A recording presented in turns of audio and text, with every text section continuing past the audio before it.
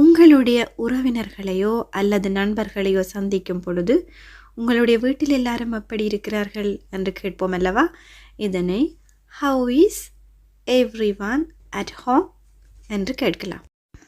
come here, come here, இங்கே வா என்று யாரையும் கூப்பிடுவதற்கு come here இது ஒரு ஏவல் வினை சொல்லாக வருகிறது. come here.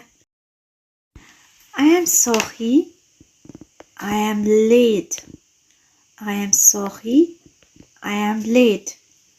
என்னை மன்னித்துக் கொள்ளுங்கள், நான் தாமதமாக இருக்கிறேன். தாமதமாக ஒரு இடத்திற்கு செல்லும் பொழுது இவ்வாறு கூறலாம். I am sorry, I am late. I can. I can. என்னால் முடியும். I can. I can finish.